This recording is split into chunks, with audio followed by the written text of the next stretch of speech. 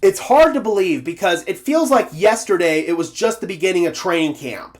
But preseason is officially in the books for the Denver Broncos. The next time we see the team in action is going to be week 1 against the Tennessee Titans when everything counts for real. Now that the preseason is in the books, the Broncos can turn their attention to building their 53-man roster as well as their 16-man practice squad. So this is going to be my final 53-man roster and practice squad prediction video for the 2025 offseason. Before we jump in, guys, I do want to take a moment to acknowledge that today's preseason game against New Orleans, for a lot of these guys, it's going to be where their professional football journey ends. For some of these guys, these are the last snaps of professional football that they're ever going to play. Now, with developmental leagues like the UFL, some of these guys are going to find other opportunities, and some of these guys are going to find other opportunities with other NFL teams, but for at least 10 of these guys, this is it, man. This is where the journey is going to end. It sucks. It's the cruel part of this business, but I wanted to take a moment to acknowledge these players and thank them for all of their contributions and tell them that those contributions did not go unnoticed, even if this is where the journey is going to end. So I just wanted to get that out of the way. Without further ado, let's go ahead and bring in our 53-man roster prediction here, starting off with quarterbacks. Sam Ehlinger did some nice things in that final preseason game against New Orleans. I thought that Ehlinger showed that he can definitely sling the pill. Unfortunately, with the way the roster math is shaking out right now, there's just not a spot on the Denver Broncos 53 for a third quarterback. So I only have Denver keeping 2 quarterbacks, Bo Nix and Jarrett Stidham. Stiddy looked awesome in the preseason, and then Bo Nix bounced back really well in today's game against New Orleans. Obviously, Bo Nix is entrenched as your starter. You're not going to trade away Jarrett Stidham as your backup, despite some reports out there from various outlets. So, at the end of the day, your quarterback rotation is set. Running backs. I'm still going to maintain that they keep 4 running backs. Jaleel McLaughlin did not play today. He didn't even travel out to New Orleans because apparently his fiance is still in labor. Hopefully everything goes well there, but Jaleel still here in Denver, and I think he's still going to make this team. I think he's a lock to make the 53-man roster. Sean Payton loves him. He's going to be your scat back. He kind of is a little bit of a do-it-all guy. He can catch passes out of the backfield. He's really good in open space with the ball in his hands. So I think he's going to fill the Darren Sproles role on this offense. Jaleel's not going anywhere unless the Denver Broncos get a trade offer that absolutely blows them away, a la Devon Vele. I think Jaleel's staying. And then Tyler Bidet played really well in today's game. So Tyler Bidet, I think he's a lock to make the 53. Mike Kliss has the Broncos keeping these same 4 running backs. So that's how I think things are going to shake out for the active roster with the running backs. Tight ends, I have them keeping 4. Sean Payton updated us on Nate Adkins the other day, saying that he's not a candidate for short-term IR. He's going to be back before that point. So he's only going to miss maybe 1 or 2 games of regular season action. You're going to need a tight end 3 on the 53 until Adkins returns. Right now, I do have Lucas Kroll slightly edging out Caden Priestcorn. Would it surprise me if Priestcorn makes it over Kroll? No, it would not. Not whatsoever. But I think the Broncos are going to err on the side of the veteran who's been here for a while, knows the system, and the coaching staff seems to like him. So that's the direction I think Denver's going to go. And again, Nate Adkins is going to make the 53-man roster. Evan Ingram, Adam Troutman, they're locks, no question about that. I think the Broncos are still going to carry 6 receivers even after the Devon Vele trade. Sutton, Mims, Bryant, Franklin, Sherfield, and I think Courtney Jackson's going to make it. He's got great potential as a return specialist. The Broncos want to take away returning reps from Marvin Mims. That way he can play more as a receiver. Because of that, I think Courtney Jackson could be a candidate to be your punt returner. Tyler Bidet's shown out in that category as well. But long term, I think Courtney Jackson has a ton of potential. And he's a player that I don't think the Broncos would be able to pass through waivers. So right now, I think Courtney Jackson is going to make the 53-man roster. Could that change? Maybe, but I think he's probably the undrafted free agent out of all of them that has the best chance of making the 53. Remember, the Denver Broncos, every single year, always have an undrafted free agent make it. This was going to be the one year where I wasn't sure if we were going to, but if there is going to be one guy, I think it's going to be Courtney Jackson. Offensive line, I have them going with 9 guys. You've got your 5 starters, and then rotational guys, Alex Palczewski, Matt Peart, Alex Forsyth, and Calvin Throckmorton.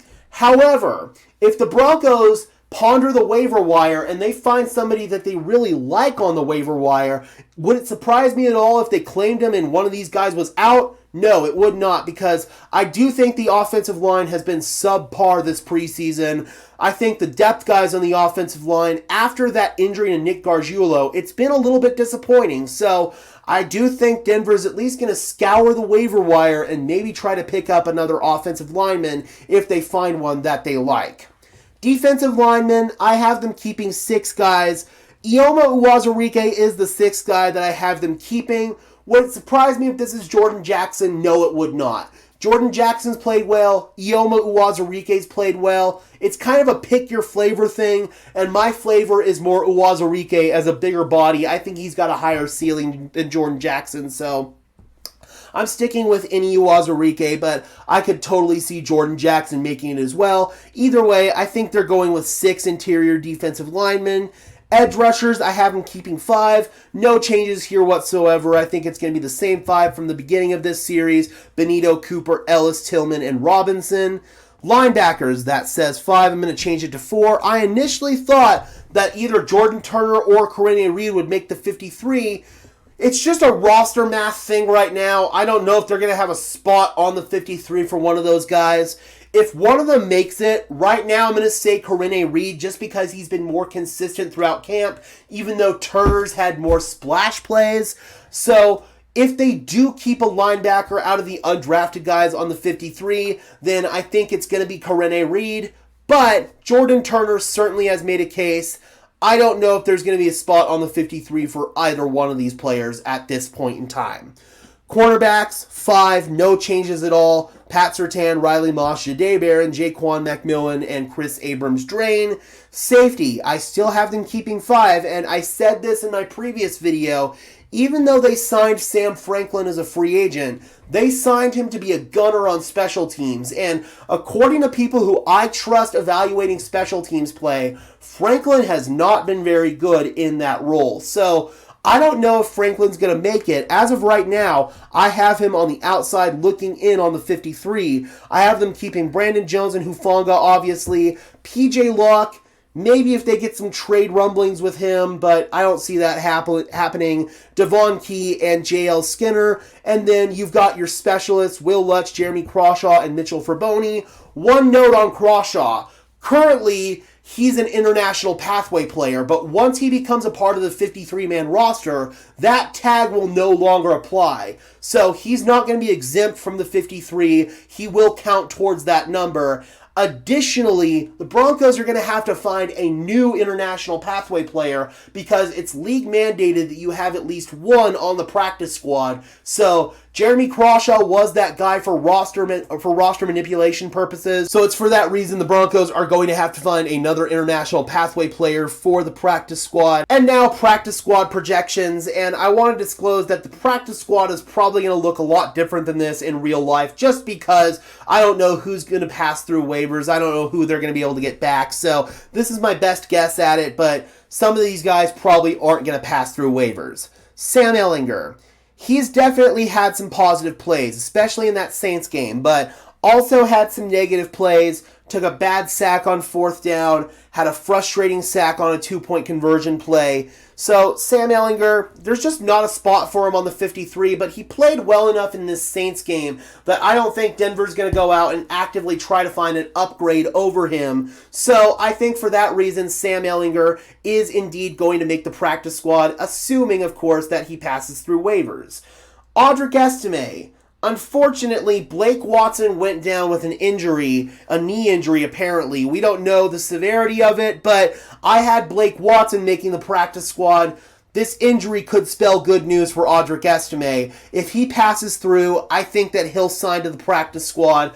Will he pass through? I don't know. There's some other team out there that might take a chance on his theoretical upside, but if I had to guess, I think Audric Estime is going to pass through waivers, and the Broncos might as well bring him back. This is very tentative, though. If the Broncos find somebody on the waiver wire that might fill that role better, they might bring them in, and Audric Estime would be on the outside looking in. Really unfortunate injury to Blake Watson. So, with fullback, I have them keeping either Mike Burton or Adam Prentice. They're both vested veterans, so they'll make the practice squad. They'll be elevated from the practice squad on game day. I don't know which one it's going to be. It's all dependent on Mike Burton's injury. If he's going to be down to start the regular season, then it's going to be Adam Prentice. If not, then it'll be Mike Burton, and then Prentice will be on the outside looking in. For the wide receivers, I've got Joaquin Davis and Jerwan Newton making it as practice squad guys, with Courtney Jackson making the 53-man roster. I think both of these guys have played well enough to definitely make a practice squad spot. If Jackson doesn't make it and he goes to the practice squad, then I don't know. You kind of have to make a tough choice here between Davis and Newton because I think they've both played well.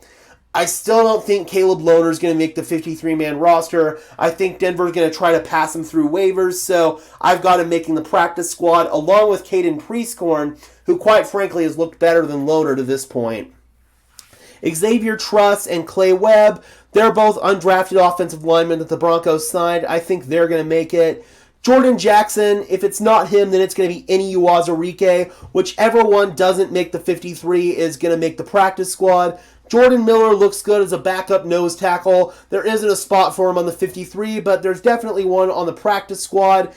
Edge rusher, Andrew Farmer. I think that he's played really, really well and has definitely earned a practice squad spot. Corinne Reed and Jordan Turner. I'm hoping that we can pass them both through waivers, but realistically, I think that you're gunning on one of them passing through, and then you'll bring back that player. The other one's probably going to get another opportunity elsewhere. Sam Franklin, even though he's not going to make the 53, I still think he'll make the practice squad, and then Denver can elevate him on game day for special teams purposes. And then we already talked about how you're going to need to get a new international pathway player now that Jeremy Crawshaw is going to make the 53-man roster, so you'll have to find somebody else to fill that role. Injured reserve. We already have Matt Henningsen on IR long-term with an Achilles, and then we've got Nick Gargiulo there with a knee. Drew Sanders is going to start the season on short-term IR, and a change from a year ago, you no longer have to make the initial 53-man roster to start the season on short-term IR. You can start directly from the 90-man roster on short-term IR, and you won't count towards the 53. Then you can be activated once you're back from your injury. Once Drew Sanders recovers, I do think the Broncos are going to have a decision to make on him because he hasn't played, and we've got other guys who've stepped up at linebacker. Realistically, I think Drew Sanders' time here in Denver is over, but we'll see if they just want to waive him with an injury designation. They probably aren't going to go in that direction since they haven't done so already. He's going to start the year on the short-term IR, and then the Broncos will cross that bridge once they come to it. So that is my official 53-man roster and practice squad prediction for the Denver Broncos. All of this is subject to change, and it's probably going to look different from this prediction in real life, but this is my best crack at it. Let me know in the comment section below, what would you change, Broncos country? Is there anything you would do differently, or do you think this looks pretty accurate? Drop those comments down below, guys. I would love to hear your thoughts, as always. Be sure to leave a like on this video as well, subscribe and ring the bell so these videos appear in your notification feed. And as far as when cuts might start for the Broncos, I think we might see them tomorrow because teams who played in their preseason games on Thursday and Friday have already made their cuts. So I think the Broncos aren't going to waste any time here, and I imagine that we're going to see cuts sooner rather than later. Alright guys, and until next time, I'm your host Gage Madrid, saying peace out.